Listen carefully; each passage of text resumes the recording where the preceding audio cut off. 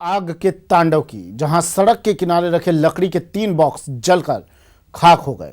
कुछ तस्वीरें आपको इस आग के तांडव की हम दिखा देते हैं। ये आग की भयावह तस्वीरें अलवर की हैं, हम आपको दिखाने वाले हैं। ये टीवी स्क्रीन पर ये तस्वीरें अलवर शहर के हनुमान चौराहे की ये तस्वीर है, जहां देर रात करीब 1 बजे वाहनों की बैटरी और सेल्फ रिपेयरिंग सामान से भरे 3 बॉक्स में अज्ञात कारणों से आग लग गई। आग की वजह से दूर दूर तक आग की लपटें दिखाई देने लगी। आसपास के लोगों ने आग पर काबू पाने की कोशिश की और फायर ब्रिगेड और पुलिस को सूचना दी। सूचना के बाद फायर ब्रिगेड की गाड़ी मौके पर पहुंची। तब तक 3 बॉक्स जलकर पूरी तरह राख हो चुकी थी।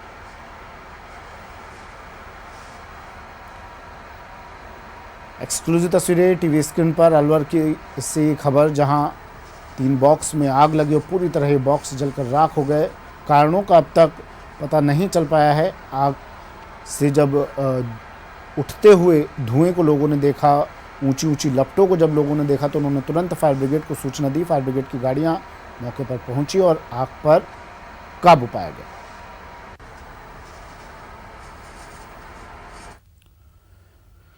बड़ी खबर जोधपुर से, जहां स्काईलाइट हॉस्पिटैलिटी की याचिका को लेकर बड़ी खबर। रॉबर्ट वाड्रा और मॉरीन वाड्रा से मामला जुड़ा हुआ है। जस्टिस विजय बिश्नोई की कोर्ट में आज इस मामले को लेकर सुनवाई होनी है। बीकानेर कोलायत की जमीन खरीद से यह मामला जुड़ा हुआ है। बड़ी खबर टीवी स्क्रीन पर, स्काईलाइट हॉस्पिटैलिटी की याचिका, रॉबर्ट वाड्रा और मॉरीन वाड्रा से यह मामला जुड़ा हुआ है और आज इस मामले पर सुनवाई होनी है। जस्टिस विजय बिश्नोई की कोर्ट में सुनवाई होगी। बता दें आपको, ये मामला बीकानेर कोलायत की जमीन खरीद फरोख्त से जुड़ा हुआ है।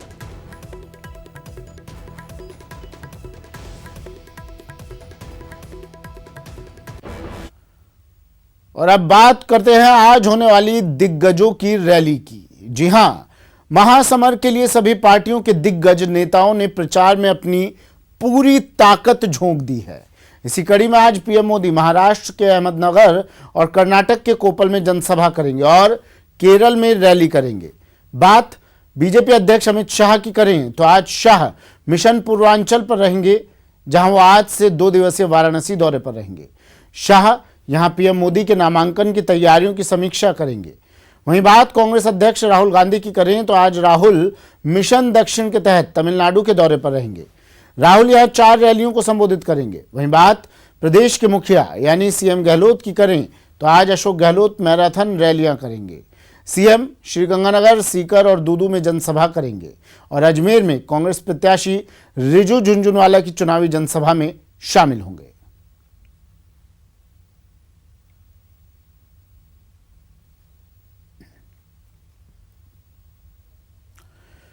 मुख्यमंत्री अशोक गहलोत आज मैराथन रैलियां करेंगे। ये रैलियां श्रीगंगानगर, सीकर और दूदू में होंगी। यहां पर जनसभाओं को भी मुख्यमंत्री संबोधित करेंगे। कांग्रेस प्रत्याशी सुभाष महरिया के समर्थन में एक सभा को मुख्यमंत्री संबोधित करेंगे। इसके बाद कांग्रेस प्रत्याशी रिजू झुनझुनवाला की चुनावी जनसभा में भी मुख्यमंत्री अशोक गहलोत शामिल होंगे। वहीं उप मुख्यमंत्री सचिन पायलट भी इस दौरान मौजूद रहेंगे। सुभाष महरिया और रिजू झुनझुनवाला की चुनावी जनसभा को मुख्यमंत्री अशोक गहलोत संबोधित करेंगे। उप मुख्यमंत्री सचिन पायलट भी यहां पर अपनी मौजूदगी दर्ज करवाएंगे। आज कई चुनावी रैलियां मुख्यमंत्री अशोक गहलोत और डिप्टी सीएम सचिन पायलट की।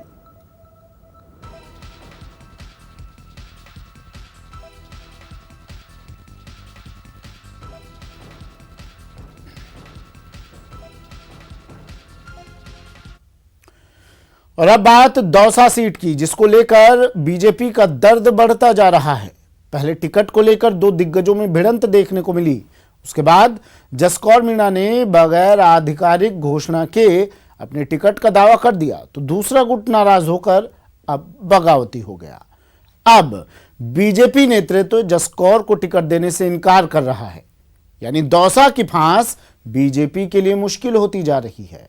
देखिए ये रिपोर्ट।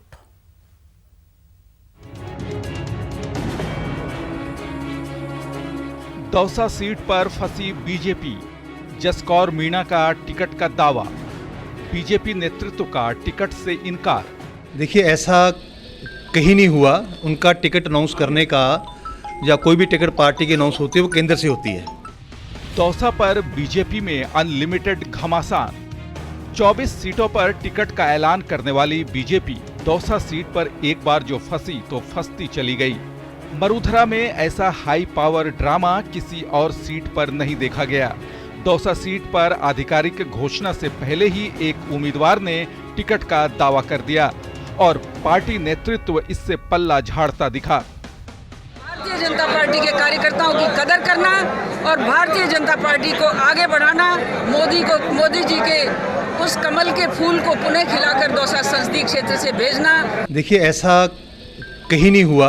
उनका टिकट अनाउंस करने का या कोई भी टिकट पार्टी की अनाउंस होती है वो केंद्र से होती है। तो अभी तक विधिवत तरीके से वो एक टिकट अनाउंस नहीं हुई। तो मीडिया में पता नहीं कहाँ से चला वो कि उनकी टिकट अनाउंस हो गई है, लेकिन अभी तक वो टिकट पेंडिंग है। तो ये है वो सियासी ड्रामा जिससे बीजेपी के चुनावी प्रबंधन पर सवाल उठ रहे हैं। दौसा सीट को लेकर बीजेपी में पहले से ही कोहराम मचा है। यहाँ दो दिग्गज मीणा नेता टिकट को लेकर आमने सामने हैं और वो दो नाम हैं किरोड़ी लाल मीणा और ओम प्रकाश हुडला।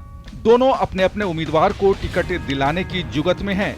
इसी बीच जसकौर मीणा ने मीडिया में टिकट मिलने का दावा कर इस घमासान को अलग मोड़ दे दिया। भारतीय जनता पार्टी के कार्यकर्ताओं की कदर करना और भारतीय जनता पार्टी को आगे बढ़ाना, मोदी जी के उस कमल के फूल को पुनः खिलाकर दौसा संसदीय क्षेत्र से भेजना। दौसा संसदीय क्षेत्र के प्रत्येक नागरिक, गांव, गरीब, किसान, मजदूर, छोटे व्यापारी, इन सब के हित में काम करूंगी, ये मेरा विश्वास। इधर बगैर आधिकारिक घोषणा के जसकौर मीणा ने टिकट का दावा किया और उधर किरोड़ी लाल मीणा जैसे दिग्गज नेता की नाराजगी से बीजेपी का नेतृत्व परेशान हो उठा। वहीं किरोड़ी समर्थकों ने भी आर पार की जंग का ऐलान कर दिया। गोलमा देवी इस सीट को निकाल सकती है, अन्यथा किसी भी व्यक्ति को अगर टिकट दिया तो हम उसको बर्दाश्त नहीं करेंगे। गोलमा देवी को टिकट नहीं मिला तो हम रोड जाम करेंगे, हम रेल को जाम करेंगे। दौसा का जो टिकट है वो गोलमा जी को देना चाहिए, क्योंकि आटू विधानसभा के अंदर उनकी बहुत तगड़ी पकड़ है। अगर उनको टिकट नहीं मिला तो हम बीजेपी का बहिष्कार करेंगे, बीजेपी को वोट नहीं देंगे और कैंडिडेट का भी हम बहिष्कार करेंगे। अब इसे सियासत की मजबूरी कहें या वक्त का तकाजा। इस हंगामे के बाद बीजेपी की ओर से लोकसभा के चुनाव प्रभारी प्रकाश जावड़ेकर सामने आए और उन्होंने डैमेज कंट्रोल की कोशिश की। दौसा के कल से ही उनका नामांकन प्रक्रिया शुरू है, 18 तारीख तक है। हम आज जल्दी ही कुछ घंटों में आपको उम्मीदवार का पता चलेगा। अब पार्टी हर सीट पर अच्छे उम्मीदवार की तलाश तो करती ही है, लेकिन इस तरह का घमासान शायद ही किसी सीट पर देखने को मिला हो। एक तरफ कांग्रेस चुनाव प्रचार कर जीत का दावा कर रही है, तो वहीं दौसा सीट पर बीजेपी घर का घमासान निपटाने में ताकत झोंक रही है। आशीष शर्मा के साथ ब्यूरो रिपोर्ट, न्यूज 18 राजस्थान। यूं तो मतदान के महापर्व का आगाज हो चुका है। पहले चरण में 18 राज्य और 2 केंद्र शासित प्रदेशों की 91 सीटों पर वोटिंग हो गई है, लेकिन मरूधरा में अभी पहले चरण का मतदान बाकी है, जिसके लिए राज्य चुनाव आयोग पूरी तरह से मुस्तैद है। ना पड़ेगा गर्मी का असर, ना वोटर्स को होगी मुश्किल, बुजुर्गों को मिलेगी विशेष सुविधा, दिव्यांगों को नहीं होगी कोई परेशानी। जी हां, लोकतंत्र के महापर्व की शुरुआत तो हो ही गई है। पहले चरण में ही कई राज्यों में बम्पर वोटिंग देखने को मिली, जिसके बाद अब राज्य निर्वाचन आयोग भी मरूधरा में ज्यादा से ज्यादा मतदान कराने के लिए तैयार है। राजस्थान में 2 चरणों में वोटिंग होगी, जिसके लिए राज्य निर्वाचन आयोग ने गर्मी के प्रकोप से वोटर्स को बचाने के लिए मतदान केंद्रों पर विशेष इंतजाम किए हैं। हर बूथ पर छाया और पानी की माकूल व्यवस्था रहेगी।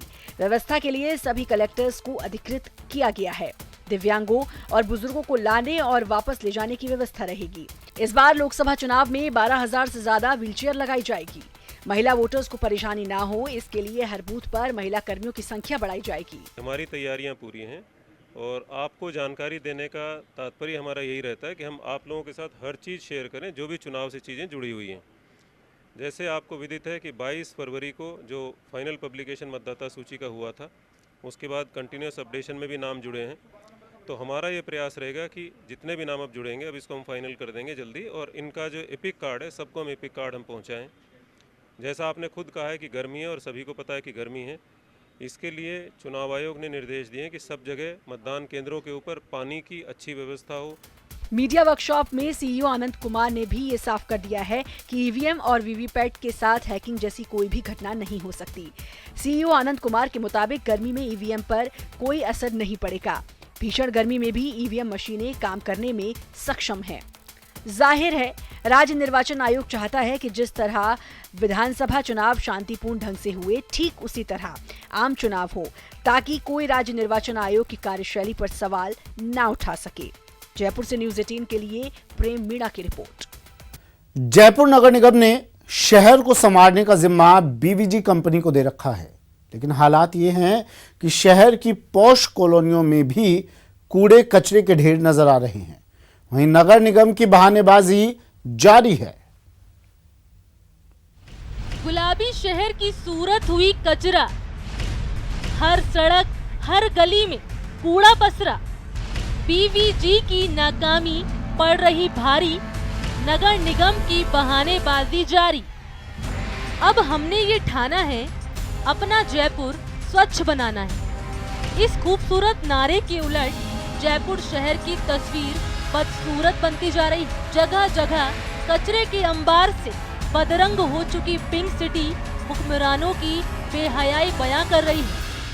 पिंक सिटी में सफाई व्यवस्था की स्थिति कितनी बदतर है, इसकी जानकारी आज हम आपको देने जा रहे हैं। दोपहर के करीब 12:15 बज चुके हैं। आप देख सकते हैं घड़ी में वक्त 12:15 हो चुके हैं। और अभी की यदि शहर की स्थिति की हम बात करें तो जो कचरा डिपो हैं वहां पर कचरे के ढेर लगे पड़े हैं। ये जो तस्वीरें आप देख रहे हैं ये गांधीनगर इलाके की है, जवाहर कला केंद्र के पीछे की। जयपुर नगर निगम ने डोर टू डोर कचरा संग्रहण और डिपो से कचरा उठाने समेत कई काम बीवीजी कंपनी को दे रखा है, लेकिन जगह जगह पड़े कचरे कंपनी की लापरवाही की गवाही दे रहे हैं। गांधीनगर कोई छोटी मोटी कॉलोनी भी नहीं है, जयपुर का ये पॉश इलाका माना जाता है। यहाँ पर विधायकों के भी क्वार्टर्स हैं, इसके अलावा जो प्रशासनिक सेवा के अधिकारी हैं, चाहे वो आईएएस हो, आरएएस हो, उनके भी यहाँ पर घर हैं, और इसके अलावा जो न्यायाधीश हैं विभिन्न कोर्ट्स के, उनके भी यहाँ पर क्वार्टर्स हैं। तो ऐसे में अंदाजा लगाया जा सकता है कि जो BVG company door to door कचरा संग्रहण का काम कर रही है, वो जब पॉश कॉलोनी में भी इस तरीके से काम नहीं कर पाती है, तो जो शहर के दूसरे इलाके, जो पिछड़े हुए इलाके हैं, वहाँ पर सफाई की क्या स्थिति होगी, कितना संजीदगी से वो काम शहर में कर पा रही होगी, इसका अंदाजा आप खुद लगा सकते हैं। शहर कूड़े के ढेर पर बैठा है और नगर निगम के अधिकारियों की बहानेबाजी जारी है। कंपनी और निगम की नाकामी का रोना पार्षद भी रो रहे हैं। 10-15 दिन पहले तक आप कह सकते हो कि जो डोर टू डोर की व्यवस्था थी थोड़ी बिगड़ी हुई थी, लेकिन उसमें हम निरंतर प्रयास कर रहे हैं। डोर टू डोर को लगातार नोटिस दे रहे हैं, उन पर पेनल्टी इम्पोज कर रहे हैं और धीरे धीरे व्यवस्था में सुधार आ रहा है। और निश्चित ही आपको अगले हफ्ते भर के अंदर पूरी तरह से ये स्ट्रीमलाइन मिलेगा और डोर टू डोर व्यवस्था है वो सुचारू रूप से आपको शहर में दिखाई देने को। कचरे वाली बीवीजी कंपनी में अभी किसी प्रकार का कोई इम्प्लीमेंट्स न तो प्रशासन की तरफ से किया जा रहा है, नगर निगम प्रशासन की तरफ से, ना अभी कोई ठोस इस पे कदम उठाया गया। स्वच्छता किसी भी शहर के संस्कार की पहली निशानी होती है, लेकिन लगता है कि पिंक सिटी की तस्वीर को चमकाने की जिम्मेदारी उठाने वालों को इस संस्कार से कोई सरोकार नहीं है। तो क्या ये गुलाबी नगरी यूं ही सड़ती रहेगी? न्यूज़ 18 के लिए जयपुर से दीपक व्यास की रिपोर्ट।